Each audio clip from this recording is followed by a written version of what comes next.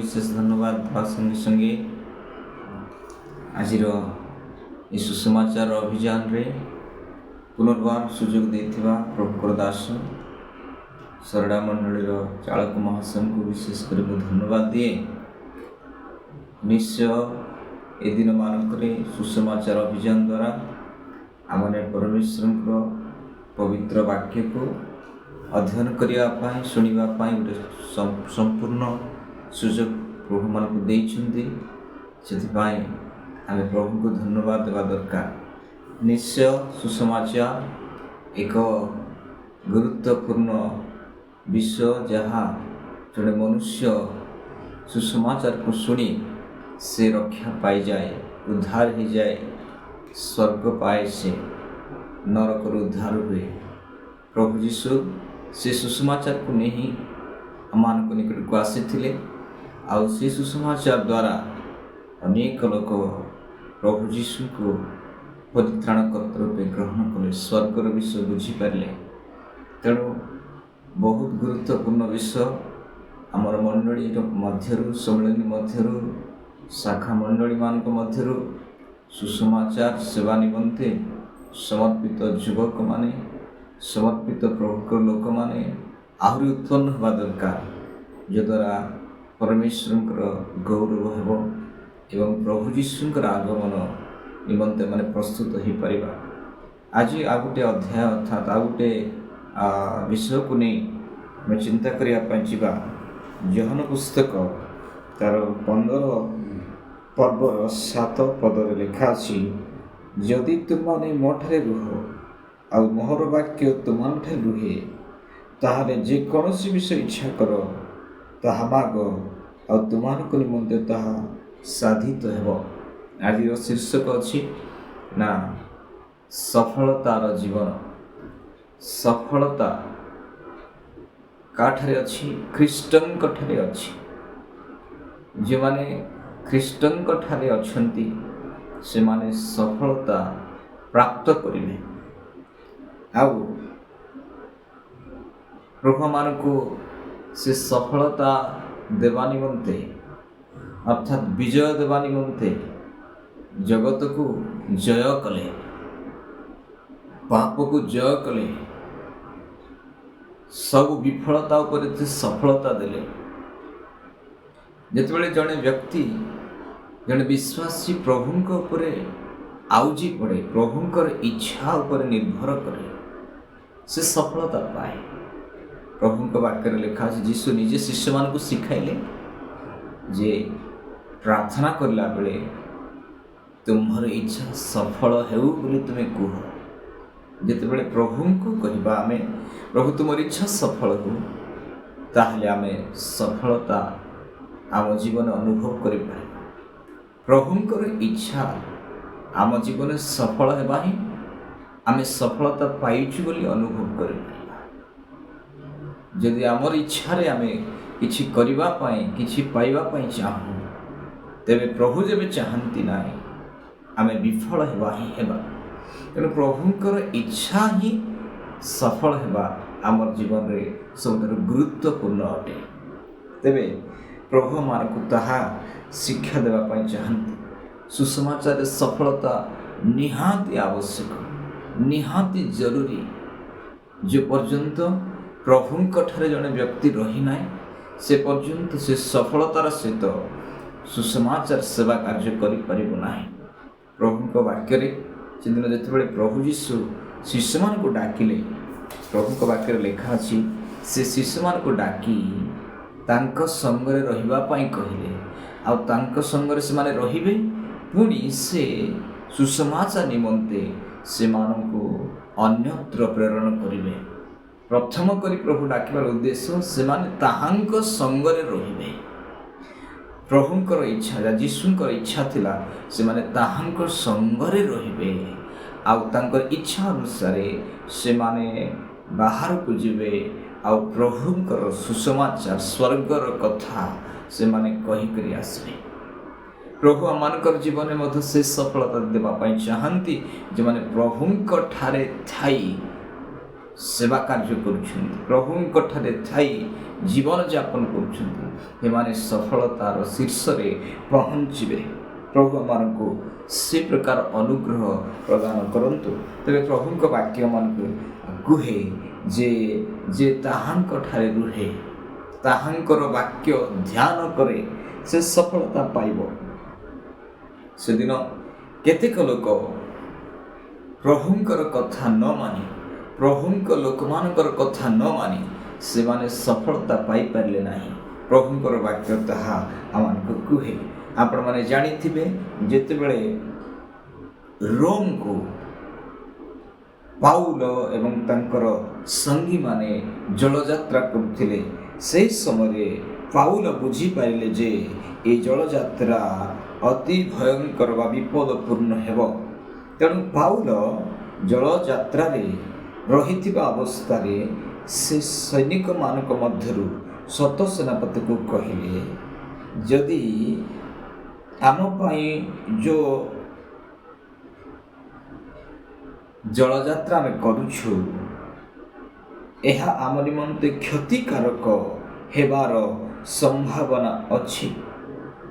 କିନ୍ତୁ ସେମାନେ ପାଉଲଙ୍କର କଥାକୁ ମନ ଦେଲେ ନାହିଁ ବୋଲି ଲେଖା ଅଛି।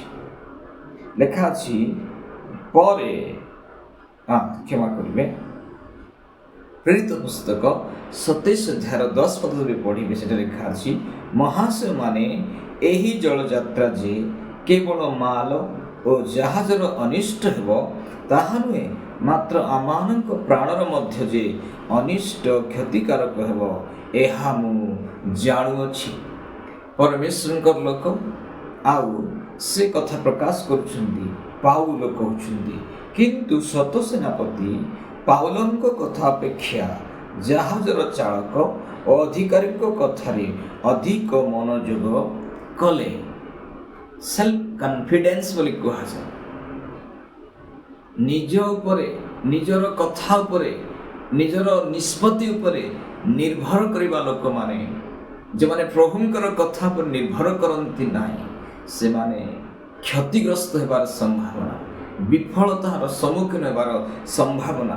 ପାଉଲ କହୁଛନ୍ତି, ଏହି ଜଳଯାତ୍ରା କେବଳ ମାଲ ନଷ୍ଟ କରିବ ନାହିଁ, ଜାହାଜ ଅନିଷ୍ଟ ହେବ, ପୁଣି ଆମମାନଙ୍କ ପ୍ରାଣ ମଧ୍ୟ ଅନିଷ୍ଟ କ୍ଷତିକାରକ ହେବ, ଏହା ମୁଁ ଜାଣୁଅଛି। ପାଉଲ କଥା କହନ୍ତି, କିନ୍ତୁ ସେମାନେ ତାହା ବୁଝିଲେ ନାହିଁ। ଶତ ସେନାପତି ଯେ ପରିଚାଳନା କରୁଛି, ଯେ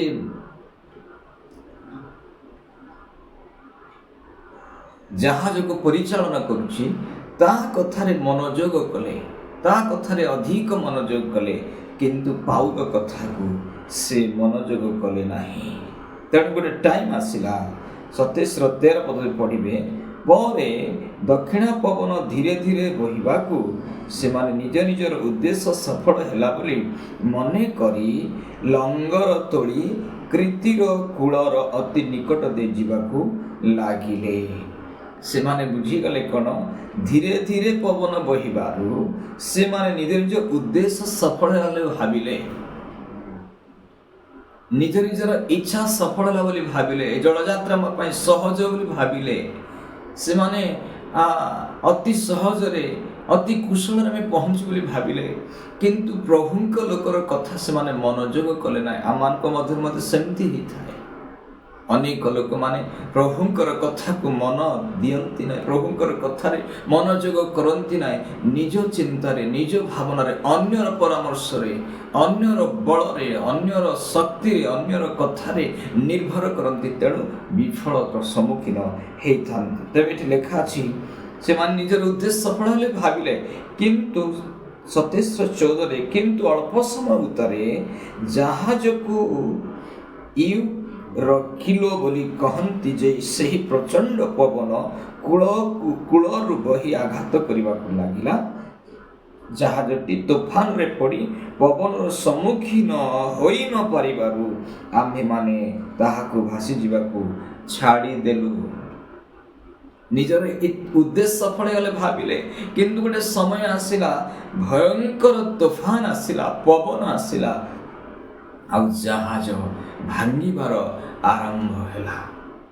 ପ୍ରଭୁଙ୍କର ଇଚ୍ଛା ସଫଳ ହେବା ପାଇଁ ଯେବେ ଆମେ ଚାହୁଁନୁ, ଆମ ଜୀବନ ଯେବେ ପ୍ରଭୁଙ୍କର ଇଚ୍ଛା ସଫଳ ଏହା ଇଚ୍ଛା କରୁନୁ, ତେବେ ଏସବୁର ସମ୍ମୁଖୀନ ହେବାକୁ ପଡ଼ିବ।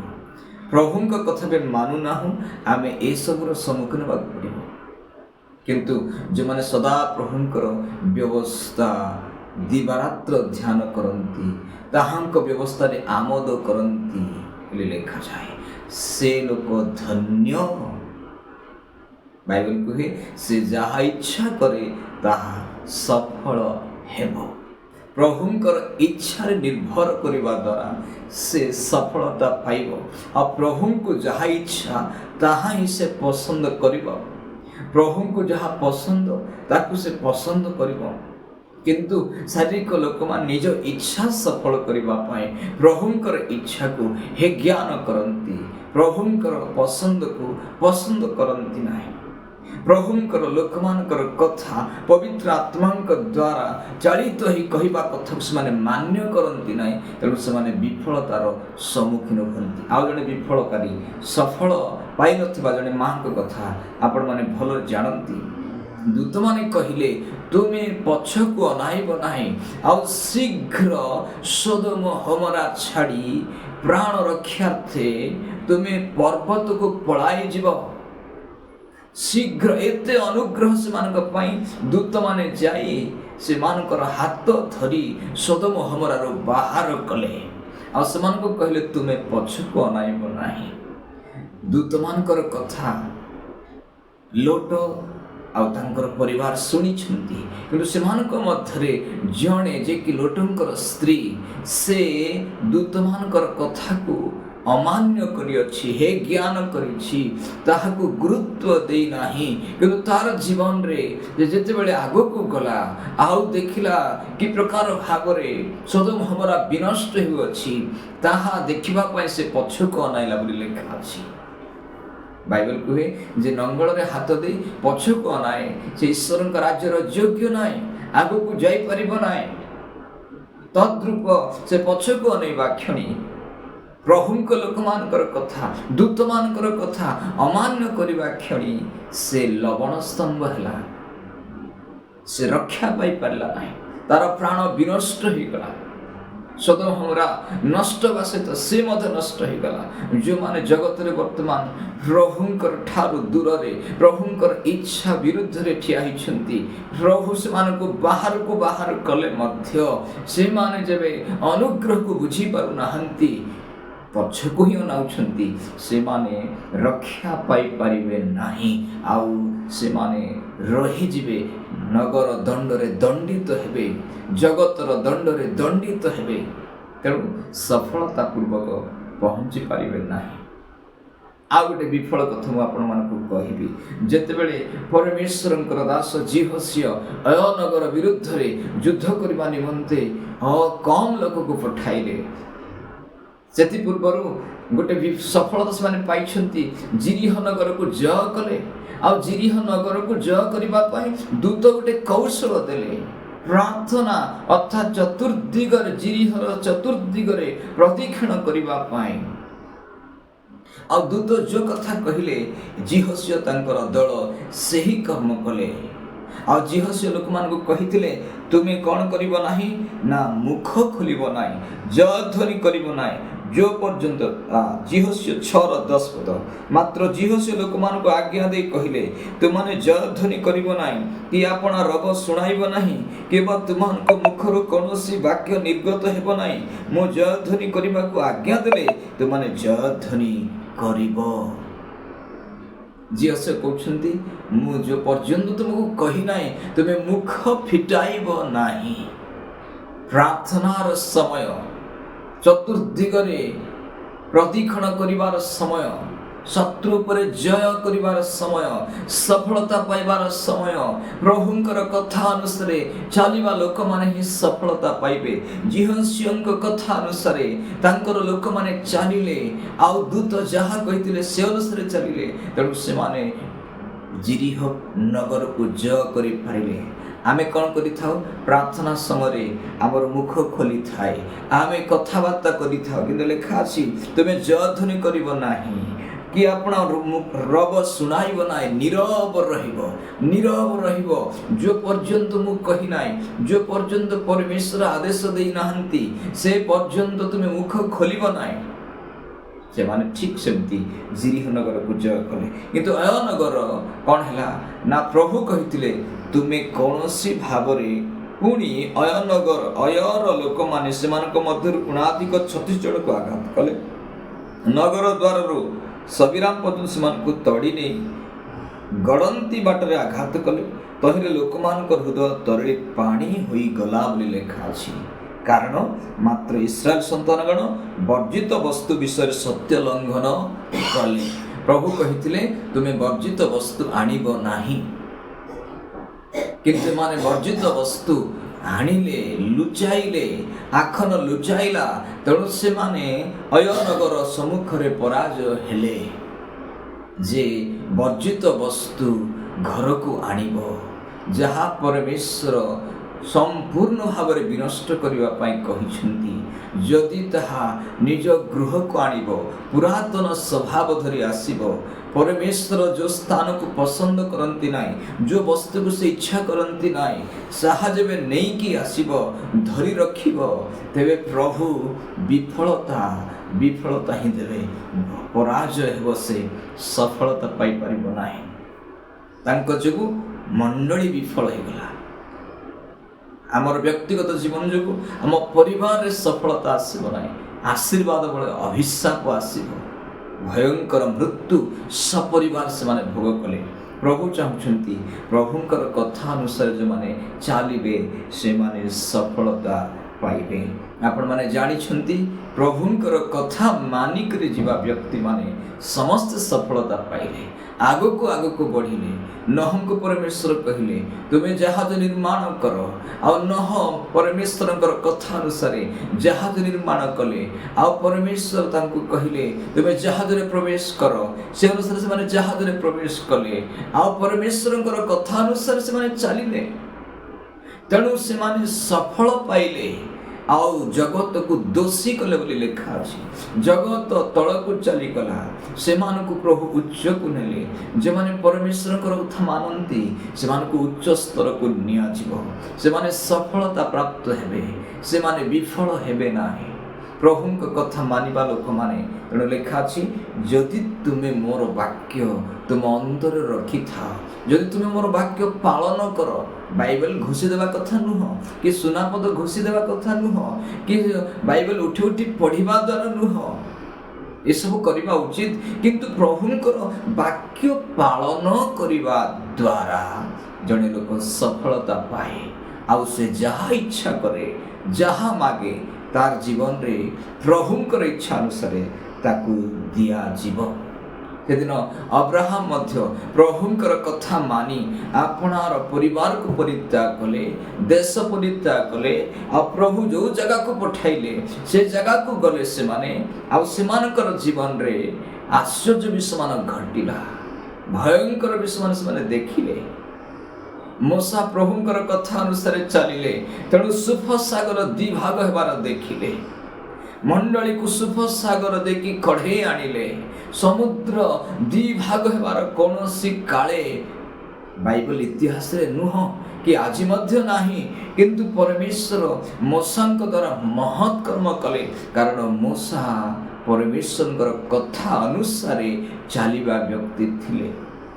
ଅବ୍ରାହମକୁ ପରମେଶ୍ୱର ପ୍ରତିଜ୍ଞା ଦେଇଦେଲେ ଯେ ମୁଁ ତୁମର ବଂଶକୁ ଆକାଶର ତାରା ପରି ଅଗଣନୀୟ ଭାବରେ ବୃଦ୍ଧି କରିବି, ଆଶୀର୍ବାଦ କରିବି। 25 ବର୍ଷ ଧରି ଅପେକ୍ଷା କଲେ। ପରମେଶ୍ୱରଙ୍କ ଠାରେ ନିର୍ଭରକାରୀ ଅପେକ୍ଷାକାରୀ ମାନେ ସଫଳତା ପାଇବେ। ସଫଳତା ଲାଭ କଲେ କେତେବେଳେ ନା 199 ବର୍ଷ ବୟସରେ ପ୍ରଭୁ ଅବ୍ରାହମକୁ ସ୍ମରଣ କଲେ, ସାରାଙ୍କ ଗର୍ଭକୁ ସ୍ମରଣ କଲେ, ମୃତ କଳ୍ପ ବ୍ୟକ୍ତିକୁ ସ୍ମରଣ କଲେ, ଆଉ ସେ ଗର୍ଭକୁ ସଜୀବ କଲେ, ଆଉ ଇସାକଙ୍କୁ ଦେଲେ। ଯେଉଁମାନେ ପ୍ରଭୁଙ୍କର କଥା ମାନନ୍ତି ସେମାନେ ବୃଦ୍ଧ ବୟସରେ ହିଁ ତେଜ ରସ ଫଳରେ ପୂର୍ଣ୍ଣ ହେବେ ଏବଂ ଆଶୀର୍ବାଦ ପ୍ରାପ୍ତ ହେବେ, ସଫଳତା ଲାଭ କରିବେ। ଆପଣମାନେ ଜାଣିଛନ୍ତି ଏଦିନ ଜଣେ ପରମେଶ୍ୱରଙ୍କର ଦାସ ଯେ କି ମହାଧନୀ ବ୍ୟକ୍ତି ଶୈତାନ ତା ବିରୁଦ୍ଧରେ ଠିଆ ହେଲା। ପ୍ରଭୁ କହୁଛନ୍ତି ଆଇବ ପରି ସିଦ୍ଧ ସରଳ କୁକ୍ରିୟା ତ୍ୟାଗୀ ପ୍ରଭୁ ଭୟକାରୀ କେହି ନୁହନ୍ତି। ଆଉ ଗୋଟେ ଟାଇମ୍ ଥିଲା ଆଇବ ସେ କହନ୍ତି କ'ଣ ନା ମୁଁ ତାହାଙ୍କ ଓଷ୍ଠାଦର ନିର୍ଗତ ଆଜ୍ଞାରୁ ବିମୁଖ ହୋଇନାହିଁ। ମୁଁ ଆପଣ ଆବଶ୍ୟକ ଆହାର ଅପେକ୍ଷା ଅଧିକ ତାହାଙ୍କ ମୁଖର ବାକ୍ୟ ସଞ୍ଚୟ କରିଅଛି। ତେଣୁକରି ତ ଆଇବର କ୍ଲେଶ ଭୟଙ୍କର ହେଲେ ମଧ୍ୟ ସବୁ ଉପରେ ଜୟ କରିବା ବ୍ୟକ୍ତି, ଶେଷରେ 2 ଗୁଣ ପ୍ରାପ୍ତ ହେବା ବ୍ୟକ୍ତି, ସଫଳତା ଉପରେ ସଫଳତା ପାଇବା ବ୍ୟକ୍ତି। ତେଣୁ ଜହନ ପୁସ୍ତକରେ ପ୍ରଭୁ ଯୀଶୁ କହିଲେ ଯଦି ମୋହର ବାକ୍ୟ ତୁମାନଙ୍କ ଠାରେ ଥାଏ ଆଉ ତୁମାନେ ମୋ ଠାରେ ଥାଅ ତେବେ ତୁମେ ଯାହା ଇଚ୍ଛା କର ତାହା ମାଗ ଆଉ ତୁମମାନଙ୍କ ନିମନ୍ତେ ସାଧିତ ହେବ। ଆଇବର ଜୀବନ ଈଶ୍ୱରଙ୍କ ବାକ୍ୟ ଥିଲା, ଅବ୍ରାହମଙ୍କର ଜୀବନ ଈଶ୍ୱରଙ୍କ ବାକ୍ୟ ଥିଲା, ନୋହଙ୍କ ଜୀବନ ଈଶ୍ୱରଙ୍କ ବାକ୍ୟ ଥିଲା। ଦାଉଦ ବି ସେ କଥା କହିଲେ, ଗୀତ ସଂହିତା 119:11 ଲେଖା ଅଛି, ମୁଁ ଯେପରି ତୁମ ବିରୁଦ୍ଧରେ ପାପ ନ କରେ ଏଥିପାଇଁ ମୁଁ ଆପଣା ହୃଦୟ ମଧ୍ୟରେ ତୁମର ବାକ୍ୟ ସଞ୍ଚୟ କରି ରଖିଅଛି। ଦାଉଦ କହୁଛନ୍ତି ତୁମ ବିରୁଦ୍ଧରେ ଯେପରି ପାପ ନ କରେ ସେଥିପାଇଁ ମୁଁ ଯେପରି ଜୟ ଲାଭ କରେ, ବିଫଳତା ନ ପାଏ, ସଫଳତା ପାଏ, ଏଥିପାଇଁ ତୁମର ବାକ୍ୟକୁ ମୁଁ ସଞ୍ଚୟ କରି ରଖିଅଛି। ଆମେ ବିବେଚନା କରୁ ଆମେ ପ୍ରଭୁଙ୍କର ବାକ୍ୟକୁ ହୃଦୟରେ ଧାରଣ କରିଛୁ କି ସଞ୍ଚୟ କରିଛୁ କି ଆମକୁ ସଫଳତା ମିଳିବ। ଈଶ୍ୱରଙ୍କ ବାକ୍ୟ ତ ଅଗ୍ନି ପରି ଖଡ଼୍ଗ, ଆତ୍ମାଙ୍କର ଖଡ଼୍ଗ ଅଟେ। ଜୟଲାଭ କରିବା ପାଇଁ ସେ ଖଡ଼୍ଗ ଆମ ହସ୍ତରେ ଦିଆଯାଏ। ଯୁଦ୍ଧରେ ଜୟ କରିବା ପାଇଁ, ଆତ୍ମାଙ୍କ ଅଗ୍ନିରେ ଜଳିବା ପାଇଁ ସେ ବାକ୍ୟମାନଙ୍କୁ ଦିଆଯାଏ। ପାଉଲ ଶେଷରେ ଗୋଟେ କଥା କହନ୍ତି ଯେ 2 ତିମୋଥୀ 4:7 ମୁଁ ଉତ୍ତମ ଯୁଦ୍ଧରେ ପ୍ରାଣପଣ କରିଅଛି, ନିର୍ଭୀତ ପଥର ଶେଷ ପର୍ଯ୍ୟନ୍ତ ଦୌଡ଼ିଅଛି, ମୁଁ ବିଶ୍ୱାସ ରକ୍ଷା କରିଅଛି। ତାଙ୍କର ଜୀବନର ସଫଳତା ଭୟଙ୍କର। ପ୍ରଭୁଙ୍କ ପାଇଁ ବୋଲି ସେ ଆପଣଙ୍କୁ ଦେଇଦେଲେ। ଆମ ମଧ୍ୟରେ କିଏ ଅଛୁ ପ୍ରଭୁଙ୍କ ନିମନ୍ତେ, ସୁସମାଚାର ନିମନ୍ତେ ଆପଣଙ୍କୁ ଉତ୍ସର୍ଗ କରିବା ଲୋକମାନେ? ମଣ୍ଡଳୀରେ ସୁସମାଚାର କମ୍, ମଣ୍ଡଳୀର ଗିର୍ଜାଘରରେ ସୁସମାଚାର ପ୍ରଚାର ହେଉଛି, ମଣ୍ଡଳୀର ଗିର୍ଜାଘରେ ବାକ୍ୟ ନିଗୁଡ଼ କଥା ପ୍ରଚାର ହେଉଛି, କିନ୍ତୁ ସଫଳତା ନାହିଁ। ହଁ, କାର୍ଯ୍ୟକାରୀ ମାନଙ୍କ ମଧ୍ୟରେ ପ୍ରେମ, ଅମିଳନ, ଅଶାନ୍ତି, ପ୍ରେମର ଅଭାବ ଆମ ଜୀବନରେ ଦେଖିବା ଦରକାର। କିନ୍ତୁ ପାଉଲ କହନ୍ତି ମୁଁ ଯେଉଁ ଯୁଦ୍ଧ କରିଅଛି, ମୁଁ ଉତ୍ତମ ଯୁଦ୍ଧରେ ପ୍ରାଣପଣ କରେ। ବେକାର ଯୁଦ୍ଧ ନାହିଁ। ମାଂସ ବିରୁଦ୍ଧରେ ମୋର ଯୁଦ୍ଧ ନାହିଁ, ପରିବାର ବିରୁଦ୍ଧରେ, ମଣ୍ଡଳୀ ବିରୁଦ୍ଧରେ ନାହିଁ ମୋର ଯୁଦ୍ଧ ଉତ୍ତମ ଯୁଦ୍ଧରେ ପ୍ରାଣପଣ କରିଅଛି, ନିର୍ଭୀତ ପଥର ଶେଷ ପର୍ଯ୍ୟନ୍ତ ଦୌଡ଼ିଅଛି, ସଫଳତା ପୂର୍ବକ ଦୌଡ଼ିଅଛି, ମୁଁ ବିଶ୍ୱାସ ରକ୍ଷା କରିଅଛି। ଯାହା ମୁଁ ଧରିବା କଥା, ଯାହା ରକ୍ଷା କରିବା କଥା ତାହା ରକ୍ଷା କରିଅଛି। ଆମ ଜୀବନରେ ସେମିତି ଘଟିଯାଉ। ପାଉଲ କହନ୍ତି ବର୍ତ୍ତମାନ ମୋ ନିମନ୍ତେ ଧାର୍ମିକତାର ମୁକୁଟ ରଖାଯାଇଅଛି, ତାହା ସେଇ ମହାଦିନରେ ନ୍ୟାୟବାନ ବିଚାରକର୍ତ୍ତା ପ୍ରଭୁ ମୋତେ ଦେବେ। ପୁଣି କେବଳ ମୋତେ ନୁହେଁ, ମାତ୍ର ଯେତେ ଲୋକ ତାହାଙ୍କ ଆଗମନକୁ ଆଗ୍ରହରେ ଅପେକ୍ଷା କରନ୍ତି ସେ ସମସ୍ତଙ୍କୁ ଦେବେ। ସେ ଯେଉଁମାନେ ପ୍ରିୟ ଜ୍ଞାନ କରନ୍ତି, ଯେଉଁମାନେ ନିରୂପିତ ଶେଷ ପଥ ପର୍ଯ୍ୟନ୍ତ ଦୌଡ଼ୁଛନ୍ତି, ଯେଉଁମାନେ ଉତ୍ତମ ଯୁଦ୍ଧରେ ପ୍ରାଣପଣ କରିଅଛନ୍ତି, ସେମାନଙ୍କୁ ସେ ମୁକୁଟ ମିଳିବ, ସଫଳତା ପାଇବେ। ପ୍ରଭୁମାନଙ୍କୁ ଏ ସମସ୍ତ ବାକ୍ୟରେ ପ୍ରଚୁର ଆଶୀର୍ବାଦ।